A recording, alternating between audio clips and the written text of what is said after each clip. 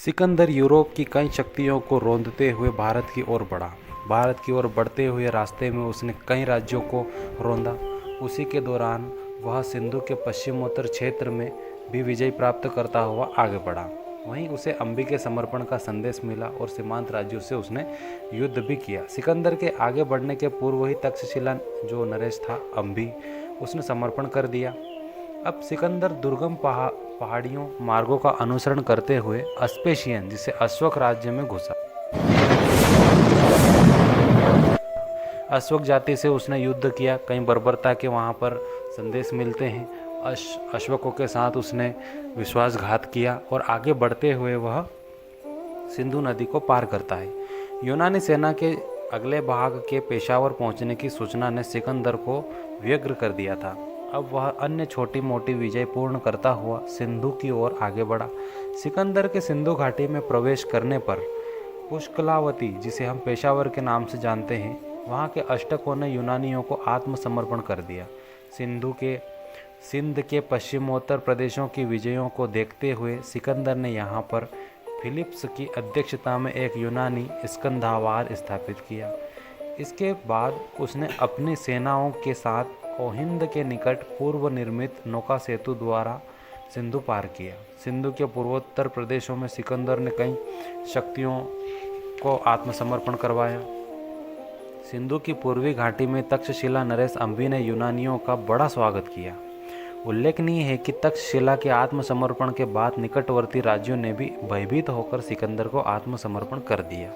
अभिसार के राजा ने भी सिकंदर की अधीनता को स्वीकार कर लिया। सिकंदर ने झेलम प्रदेश के शासक राजा पुरु को आत्मसमर्पण के लिए लिखा, परंतु पुरु ने साफ इनकार कर दिया और उसे युद्ध की चुनौती दी। इसके परिणाम स्वरूप सिकंदर और पुरु में झेलम तट पर एक भयंकर युद्ध हुआ, जिसे हम झेलम का युद्ध या वितस्ता का युद्ध या हाइड्रे स्पीच का युद्ध के नाम से हम जानते हैं। इस युद्ध के वर्णन के रूप में यदि हम देखें तो पुरु एक वीर योद्धा था। उसने झेलम के दक्षिण पूर्वी तट पर यूनानियों से युद्ध के लिए अपना सैन्य शिविर स्थापित कर दिया और सिकंदर झेलम के दक्षिण पश्चिमी तट पर आ डटा। वे दोनों एक दूसरे पर आक्रमण की प्रतीक्षा करने लगे।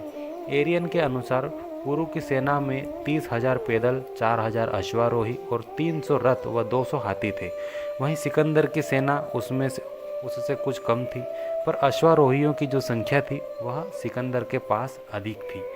एक दूसरे पर आक्रमण की प्रतीक्षा के मध्य सिकंदर ने कूटनीति से काम लिया और शत्रु के पक्ष को गलत फहमी में रखते हुए झेलम के बहाव के 16 मील की दूरी पर, जहां नदी के बीच एक द्वीप था, नदी को रातों रात से सैन्य पार कर लिया और प्रातः ही अकस्मात पुरु के विरुद्ध अभियान शुरू कर दिया। जब पुरु को इस अभियान की सूचना मिली तो उसने अपने युवा पुत्र के नेतृत्व में 120 रथ तथा 2,000 योद्धा यूनानियों की रोकने के लिए भेज दिए, पर पुरु की यह सेना यूनानियों को रोकने में असमर्थ रही। अतः यूनानी सेना पुरु के सम्मुख आ पहुंची। युद्ध के लिए पुरु ने सैन्य व्यूह रचना अपने ढंग से की थी। उसने सबसे आगे हाथियों को खड़ा किया था। अलग बगल तथा पीछे दाती या बदाती सेना रखी थी और दोनों पार्श्वों में अश्वारोहियों को तैनात किया था। इन अश्वारोहियों के सामने उसने रथ रखे थे। पुरु की सेना को देखकर सिकंदर ने कहा था, आज का खतरा मेरे साहस का अतिक्रमण कर रहा है। आज का युद्ध बनेले जंतुओं एवं असाधारण वीरों से है। यूनानी अश्वारोहियों का पुरु की बाईं सैन्य टुकड़ी पर तीरों की वर्षा के साथ यह युद्ध शुरू हुआ। युद्ध घमासान हुआ, पर भाग्य के साथ ही प्रकृति भी पुरु के प्रतिकूल थी। रात की जल वृष्टि के कारण भीगी भूमि ने पुरु की प्रहार शक्ति को कम कर दिया था। फिर भी युद्ध के 8 घड़ी तक पुरु ने युद्ध भूमि में अपनी प्रधानता बनाए रखी। यूनानियों के भयंकर प्रहार से जब पुरु के हाथी पीछे भागे तो अपनी ही सेना को काफ़ी क्षति पहुंचाई। अंत में पुरु पराजित हुआ और मूर्छिता अवस्था में बंदी बनाए जाने के बाद सिकंदर के सामने प्रस्तुत किया गया।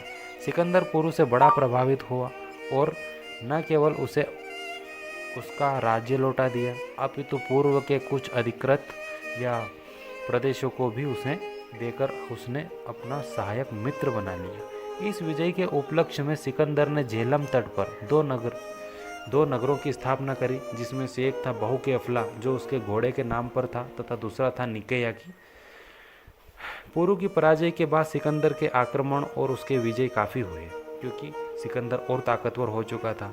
इसके बाद सिकंदर अपनी अग्रगामी विजयों के लिए आगे बढ़ा। उसने चेनाब नदी में घाटी में ग्लेचुकायनों को पराजित किया और उसे पुरु के अधीन कर दिया।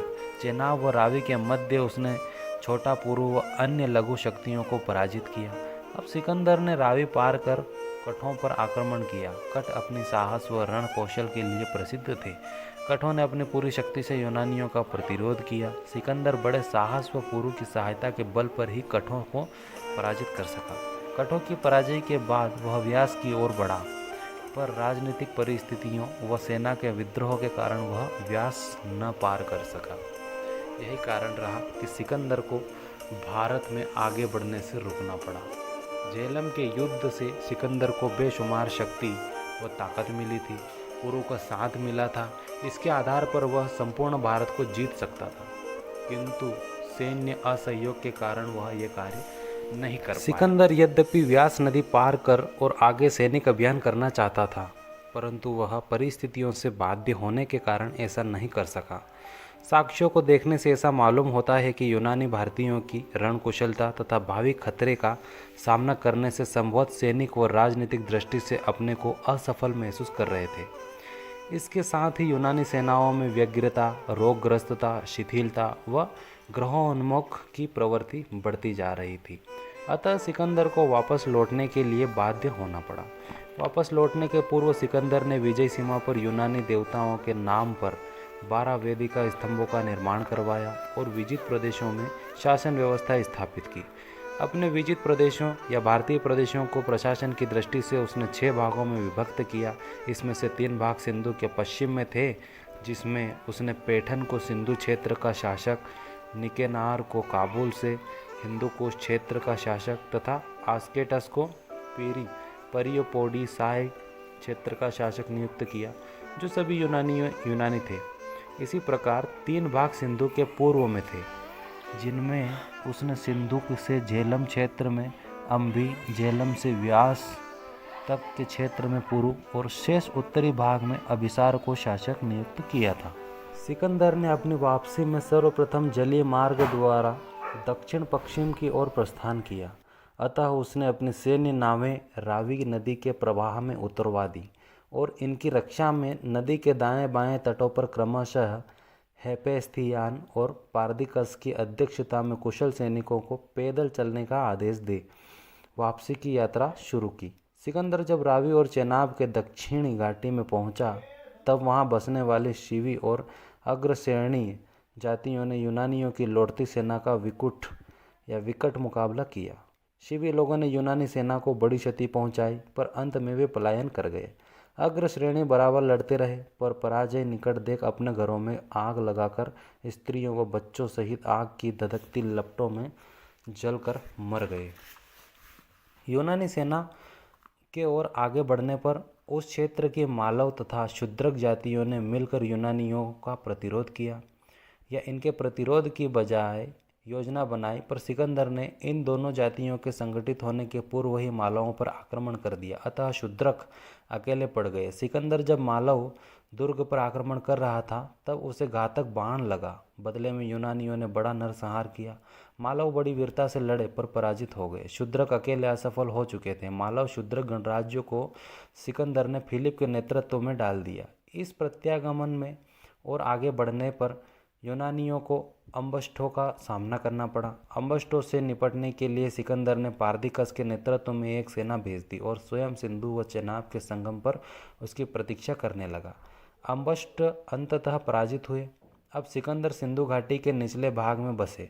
छत्री, वसाती, भूषिक, प्रास्थ तथा शंभो के प्रतिरोध को विफल करता हुआ अंत में उसने पटल को अधिकृत कर लिया।